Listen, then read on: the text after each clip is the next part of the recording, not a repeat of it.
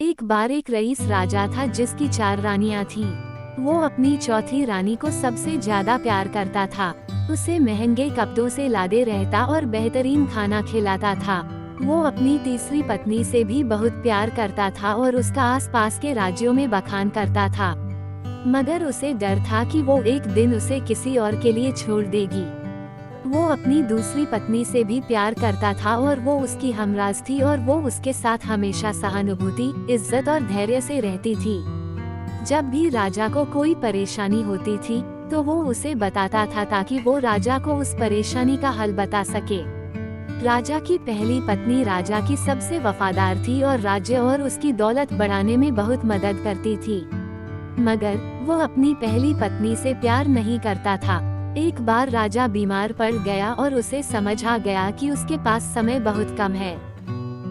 इसलिए उसने अपनी चौथी पत्नी से पूछा कि मैंने सबसे ज्यादा प्यार तुमसे किया है और तुम्हें सबसे बेहतरीन चीजों से नवाजा है, तुम्हारा सबसे ज्यादा ध्यान रखा है। अब जब मैं मरने जा रहा हूँ, क्या तुम मेरा साथ देने के लिए मेरे साथ चलोगी?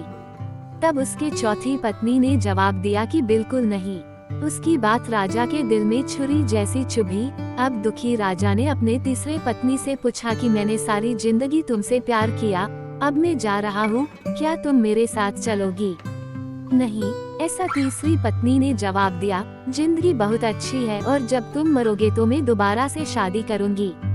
अब राजा का दिल बैठ गया था और वो अब ठंडा पड़ गया था। फिर उसने अपनी दूसरी पत्नी से पूछा, मैंने हमेशा जरूरत के वक्त तुमसे मदद मांगी और तुमने भी हमेशा मेरा साथ भी दिया, लेकिन अब जब मैं मरूंगा क्या तुम मेरा साथ देने मेरे साथ आओगी? माफ करना, इस बार मैं तुम्हारी मदद नहीं कर सकती। दूसरी पत्नी ने जवाब दिया, ज्यादा से ज्यादा मैं तुम्हें तुम्हारी कब्र तक छोड़ सकती हूँ। उसका जवाब बिजली की तरह राजा को लगा और वो बेहद दुखी हो गया। तभी एक आवाज आई, मैं आपके साथ चलूंगी और जहां आप जाएंगे वहां आपके साथ चलूंगी। राजा ने अपनी नजर घुमाई तो उसकी पहली पत्नी खड़ी थी। वो बेहद कमजोर थी क्योंकि वो खाती नहीं थी।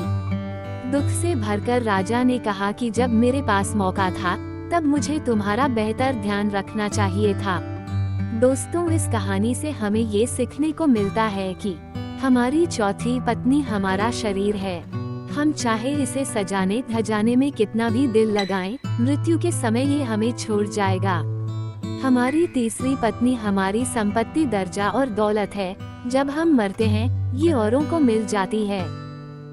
हमारी दूसरी पत्नी हमारा परिवार और समीगण है। चाहे वो कितना ही हमारे साथ क्यों ना हो, ज्यादा से ज्यादा वो हमारे साथ शमशान तक ही आ जाएंगे, पर उससे आगे नहीं। हमारी पहली पत्नी हमारी आत्मा है जो अक्सर दौलत, ताकत और अहंकार के सले बेध्यान हो जाती है। मगर हमारी आत्मा ही एक ऐसी है जो जहां हम जाएंगे वहां तक जाएगी। इसीलिए इसे उपजाए, ताकतवर बनाएं और इसका आज से ही ध्यान रखें। यही दुनिया में आपका सबसे बड़ा तोहफा है।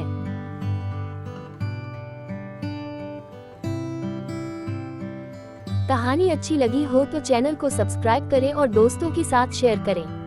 और हाँ, कमेंट में अपनी राय देना ना भूलें।